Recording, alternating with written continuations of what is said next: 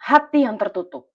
Firman Tuhan terambil dalam Yohanes 20 ayat 19, beginilah firman Tuhan. 3 hari sudah malam, pada hari pertama minggu itu berkumpullah murid-murid Yesus di suatu tempat dengan pintu-pintu yang terkunci karena mereka takut kepada orang-orang Yahudi.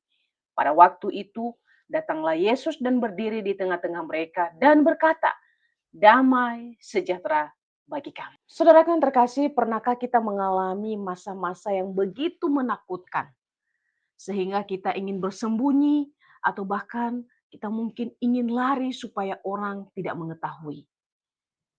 Entah itu karena suatu masalah yang berat, entah karena kegagalan, kekecewaan yang begitu mendalam yang membuat kita tidak bisa melakukan apapun. Begitulah keadaan para murid ketika mereka tahu bahwa Yesus sudah mati di atas kayu salib.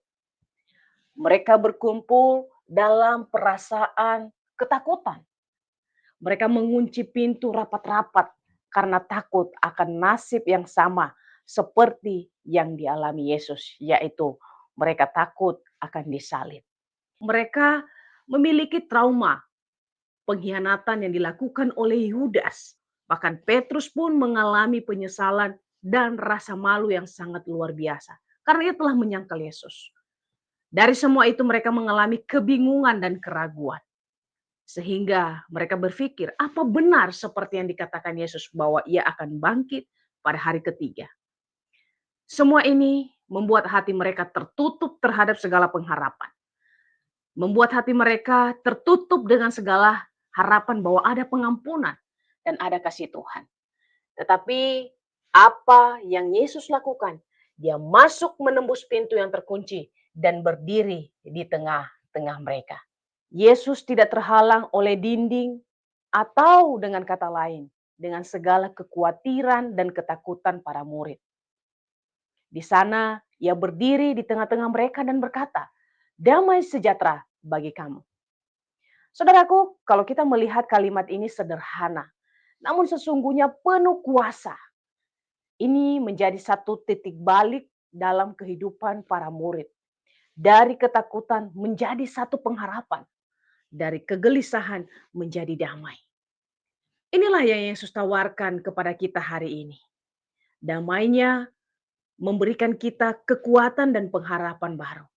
Ketika pintu hati kita tertutup rapat oleh ketakutan, Yesus datang memberikan damai sejahtera itu.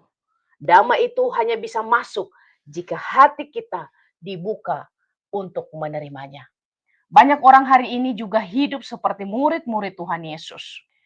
Kadangkala kita mengunci hati karena terluka di masa lalu. Menutup diri karena tidak percaya bisa diampuni oleh Tuhan.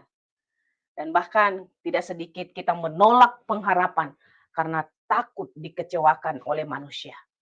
Jikalau hari ini hati kita terus tertutup, kita tidak akan mengalami damai yang Yesus tawarkan. Itu sebabnya melalui firman Tuhan ini mengajarkan kita, marilah kita membuka hati kita.